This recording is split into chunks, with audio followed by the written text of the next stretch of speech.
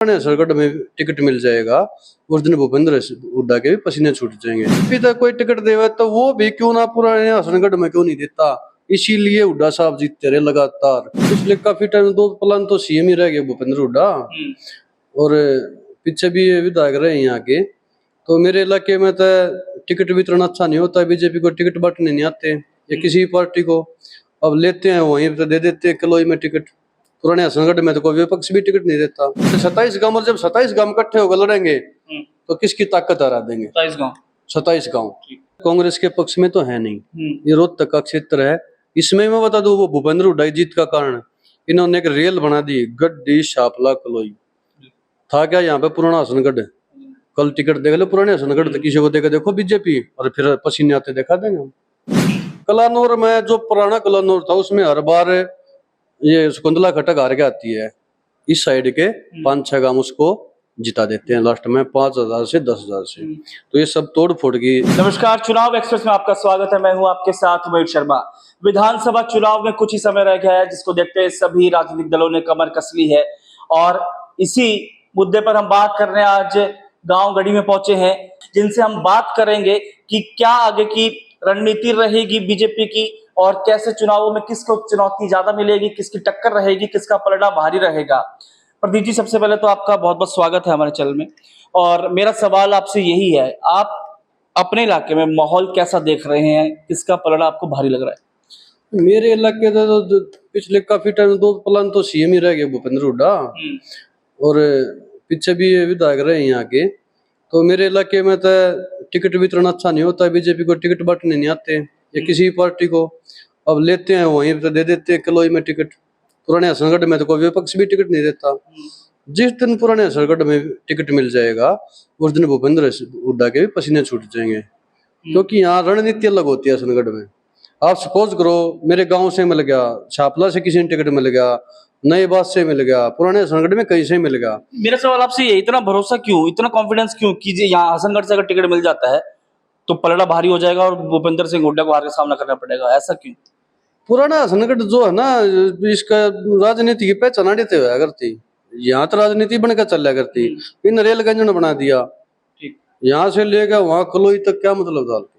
गड्डी शापला कलोई कहाँ से कहाँ लेकर लड़के को तोड़ दिया बीच में। हसनगढ़ था, गढ़ था, चौटाला साहब का भी था, और यहाँ पे नरेश मलिक भी जीते हैं बीजेपी तय। वो इन्हें देखा कि इसको तोड़ना पड़ेगा, यहाँ तो मतलब ही नहीं था। कभी कांग्रेस आ जाती, इन्हें तोड़ फोड़ करके तब यो मामला करे है। अच्छा, विपक्ष जब भी टिकट देता है, मान लिया अभी हुड्डा साहब की उड़ते बोल रहे हैं, या फिर बीजेपी की टिकट माना है, यहाँ से जीता हुड्डा है, कांग्रेस तो जीता है। अगर बीजेपी तक कोई टिकट देवे तो वो भी क्यों ना पुराने हसनगढ़ में क्यों नहीं देता, इसीलिए हुड्डा साहब जीतते रहे लगातार।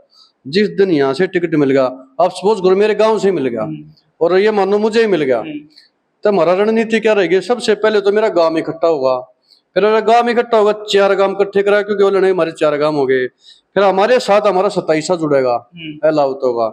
जब 27 गांव इकट्ठे हो गए, इलेक्शन लड़ेंगे, लेकिन वो सूखा इलेक्शन नहीं होगा। उसके साथ जैसे चौधरी छुटरामा गांव है, यहाँ से जो भी कैंडिडेट दे, जो जिसको भी टिकट मिले, उसको अनाउंस करे कि चौधरी छुटरामा गांव है। जैसे ये फैक्ट है भाई साहब, किसानों के मसीहा थे, यहाँ से घोषित करो कि भैया अगर ये सीट जिताते हो तो इसको कृषि मंत्री बनाया जाएगा, क्योंकि वो किसानों के मसीहा थे। क्या सोचते लोग, किसी को जिताएंगे वो कुछ मंत्री नहीं बनेगा, हुड्डा तो सीएम बन जाएगा। अच्छा, तो मतलब ये असर पड़ रहा है। तो आप भी कह रहे हैं अगर आपको या किसी अन्य को भी टिकट मिलती है यहाँ से, और मान लीजिए आपको ही, तो ये भी बात रखी जाएगी कि अगर यहाँ से जीतते हैं तो उसको मंत्री बनाया जाएगा, मंत्री पद मिलेगा, कृषि मंत्री पद? बिल्कुल, पद पहले, टिकट बाद में, पद पहले।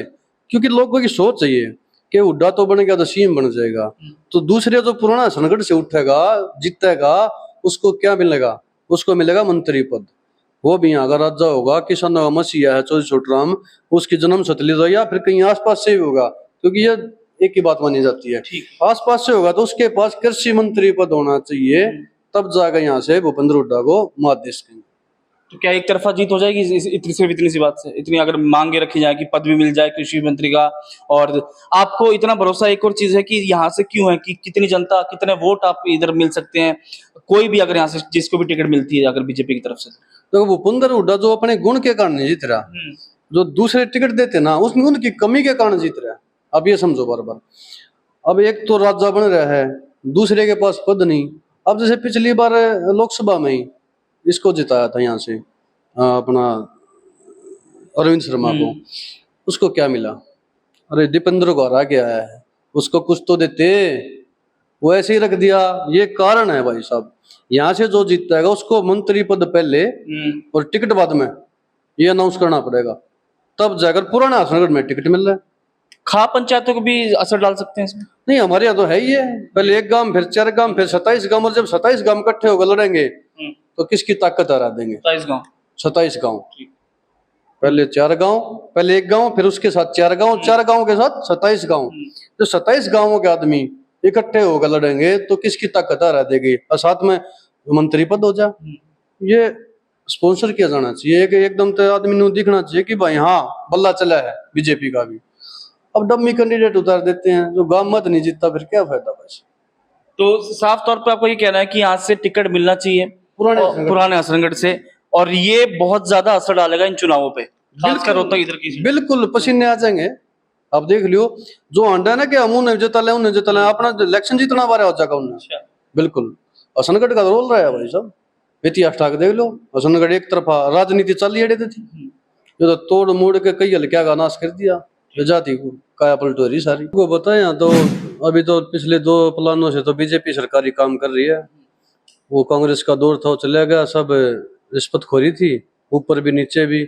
यहाँ पे बाबू बेटे का राज था, वो लोग नकार दिया, काम नहीं किए तभी तो नकारा। अब यहाँ पे हर वर्ग का आदमी खुश है बीजेपी में। आयुष्मान कार्ड हो गया, सरकार की योजनाएं होगी, बहुत सारी चीजें हैं ऐसी जिस पर सरकार ने कहा कि हमने काम किया, 60 करोड़ से ज्यादा पूरे देश में आयुष्मान कार्ड बने। आपके गांव की, आपके इलाके की बात की जाए तो यहाँ पर लोगों ने इस अभियान का, इस सरकार की योजना का लाभ उठाया? बिल्कुल, मेरे गांव में 6 आदमी तो ऐसे जिनकी किडनी खराब है। अच्छा। और हफ्ते में 2 बार उनकी डायलिसिस होती है।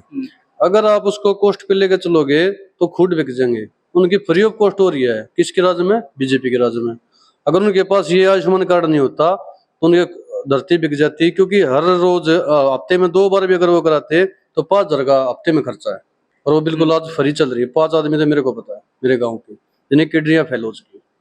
तो हम बात करें सर्वे की, तो यहाँ पर लोगों से बात कर रहे हैं हम, लोगों के बीच में जाकर, तो कह रहे हैं कि कुछ लोगों का अधिकतर अपने अपने विचार होते हैं हालांकि, कि बदलाव होना चाहिए, क्योंकि भारतीय जनता पार्टी ने जो कहा था कि भ्रष्टाचार खत्म करेंगे, 2 लाख से ज्यादा रोजगार, 2 करोड़ से ज्यादा रोजगार दिया जाएगा, रोजगार, महंगाई, इन मुद्दों पर काम हुए, बढ़िया बजट आने लग रहे हैं, और बिल्कुल बगैर रिश्वतखोरी काम होने लगे। साफला तहसील की बात करता हूँ मैं, तो सरपंच के बजाय था मेरा ये काम है, प्रस्ताव करो सीधा चंडीगढ़ पहुंचाओ, पैसे लो, सीधा काम होने लग रहा है।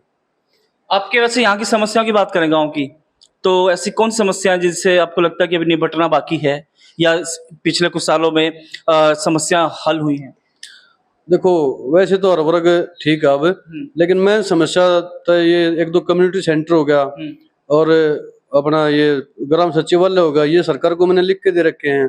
वे हो जाए, गलियां में खुद बनवाने लग रहा हूँ, 5-7 गलियां रह रही हैं, वही बन जाएंगे, काम ठीक हो जाएगा सारा। ठीक है। पीने की पानी की व्यवस्था भी अच्छी यहाँ पे, मैं मूलभूत तो ये आवश्यकता होती है। हाँ जी। विधायक कांग्रेस के हैं भूपेंद्र सिंह हुड्डा, पूर्व मुख्यमंत्री भी रह चुके हैं। सापला की हम बात करें, इस इलाके के विधायक भी वो हैं, तो उनके कार्यकाल में आपने कुछ काम देखा?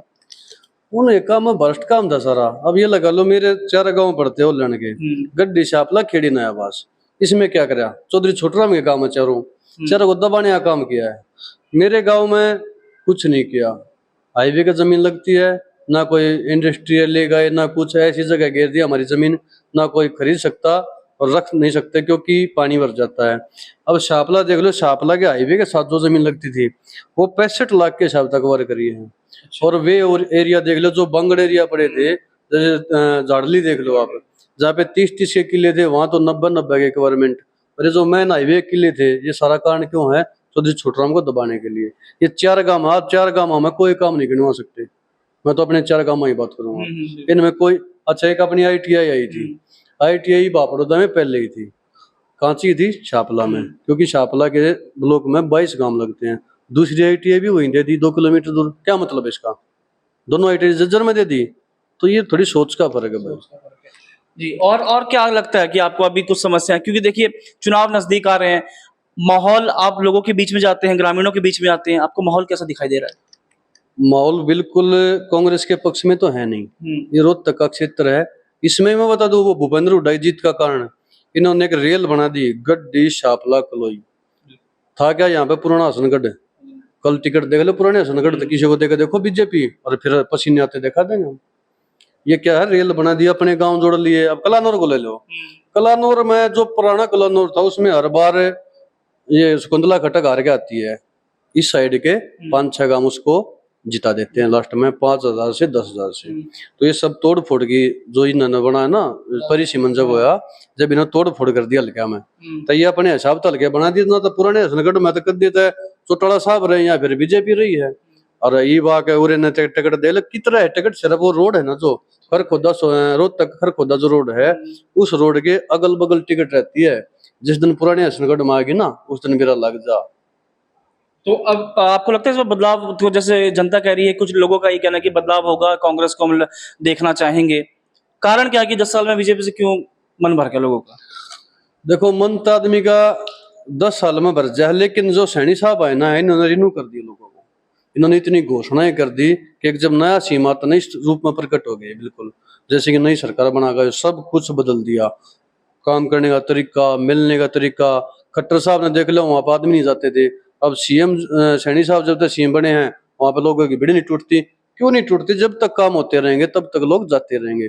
दिल्ली की 5-7 घोषणाएं ऐसी जो हर वर्ग के लिए होती। तो ये पॉजिटिव पड़ेगा इस बार इफेक्ट, इस बार इलेक्शन? बिल्कुल बिल्कुल। 20 वोट, मैं खुद जर्नल हूँ, 20 वोट इतनी कड़ी बन चुकी हैं अपनी जर्नल में। ब्राह्मण वोट मेरे गांव में कराया मैंने सर्वे, मेरे गांव का बता रिजल्ट, कम से कम 200 वोट बीजेपी की बदी हुई है। लोकसभा में भी और विधानसभा में दिखा देंगे। लोकसभा में 400 थी, 500 आई है, और विधानसभा में 500 तो ऊपर आऊंगी।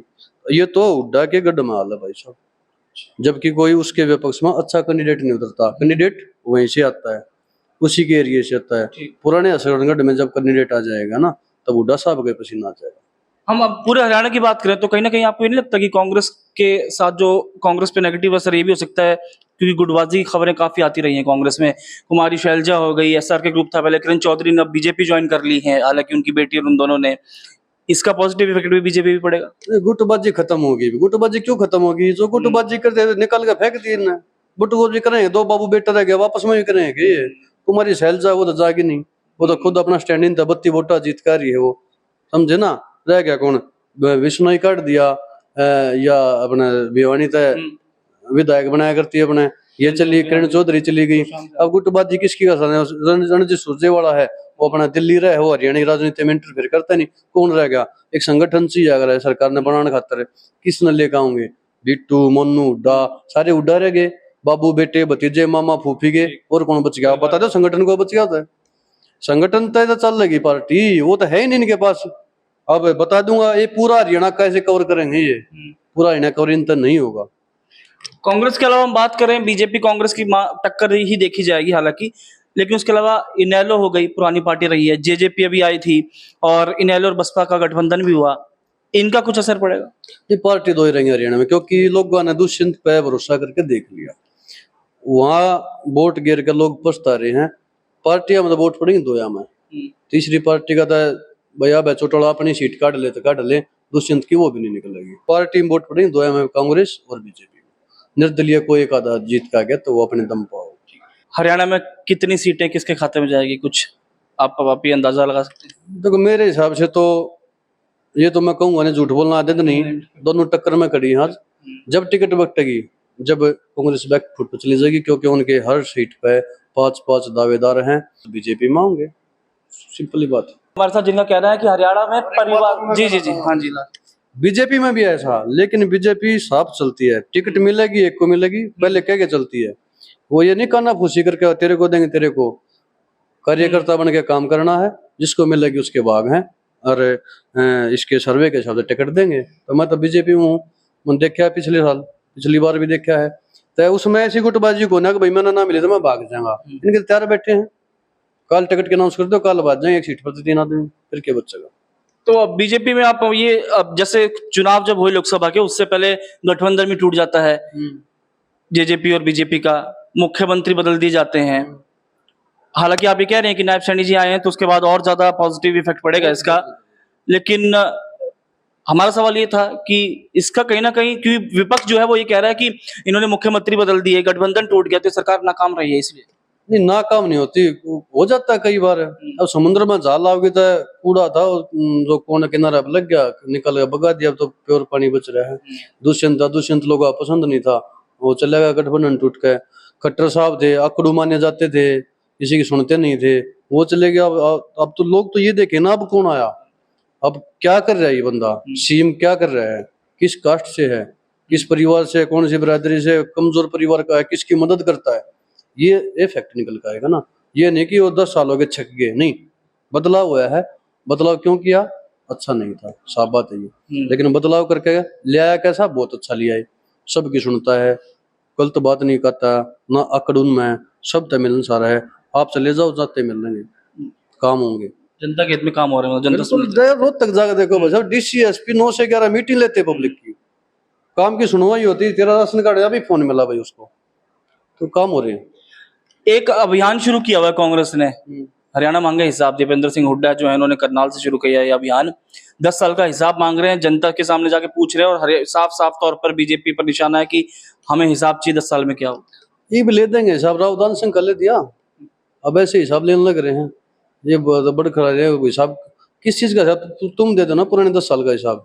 तुमने के तोप चला दी थी भाई, किस एरिया में चला दी थी, हिसाब ये इसलिए मांग रहे हैं कि अपनी बात को दबा ले।